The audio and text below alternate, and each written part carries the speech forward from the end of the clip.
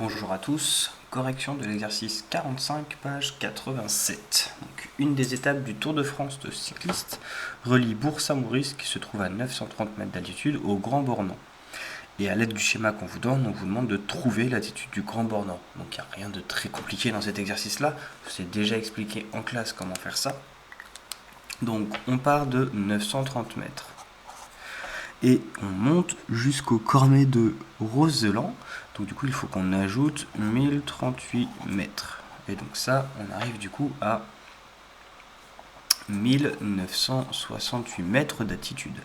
Ensuite, il descend de 1180 mètres. Donc l'étape suivante, la partie suivante de la course, c'est descendre de 1180 mètres. Donc on est à 1968 mètres. Et on fait une descente, donc on ajoute moins 1180 mètres. Et ce qui nous donne du coup 788 mètres. Alors certains d'entre vous vont sûrement remarquer, quand on fait ça, descendre, ça revient à retirer directement 1180 mètres. Et donc on aura la même chose, toujours 788 mètres. Donc c'est exactement pour ça que je vous ai donné cet exercice.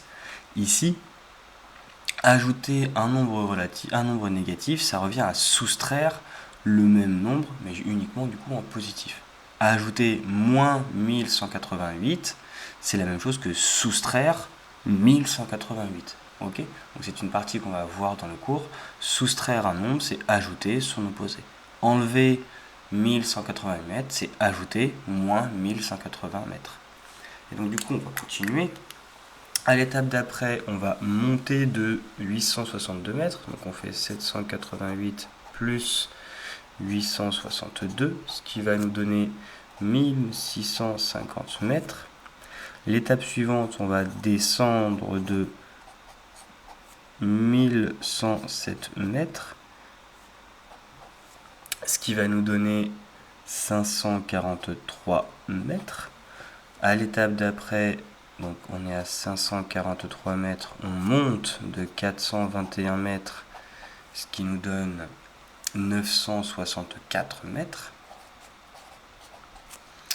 Étape suivante, on est à 964 mètres et on va descendre, donc on va ajouter une hauteur négative, on va descendre de 462 mètres, excusez-moi, ce qui fait qu'on arrive à 502 mètres.